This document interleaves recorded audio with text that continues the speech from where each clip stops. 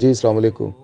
یہ جی میں نے ایک حوالہ لگایا ہے ملفوظات اعلی حضرت سے، اور اس حوالے کے اندر یہ لکھا ہوا ہے کہ اگر کوئی رافضی یا کوئی وہابی یعنی کہ اہل حدیث کوئی سلام کرے تو اس کے سلام کا جواب دینے کی ضرورت نہیں ہے۔ ہاں اگر کوئی خوف و خطر ہو، مثلاً آپ کا کوئی مال جا رہا ہو یا جاب کا کوئی مسئلہ ہو یا کوئی ویسی جان کا مسئلہ ہو تو پھر آپ جواب دے سکتے ہو، لیکن ویسے ضرورت نہیں ہے کہ کسی وہابی کو سلام کرو یا اس کے سلام کا جواب بھی دو۔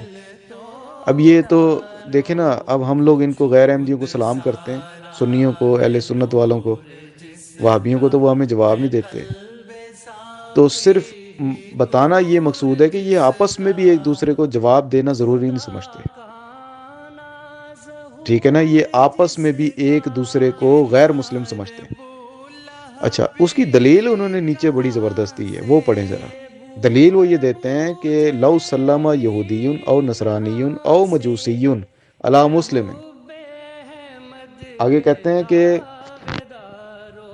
فلا باس بالرد، کہ جواب دینے میں کوئی حرج نہیں ہے، لیکن اگر کوئی خوف و خطر نہ ہو تو پھر جواب دینا کوئی ضروری نہیں ہے۔ یہ جی در مختار سے انہوں نے لیا ہے مسئلہ۔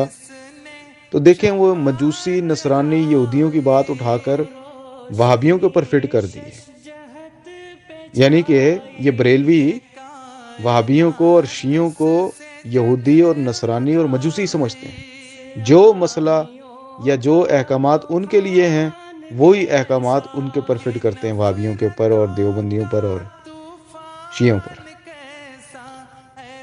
تو کوئی بریلوی جواب دے گا اس حوالے کا؟ اگر برائے مہربانی کوئی آئیں، کوئی بات کریں ہم سے۔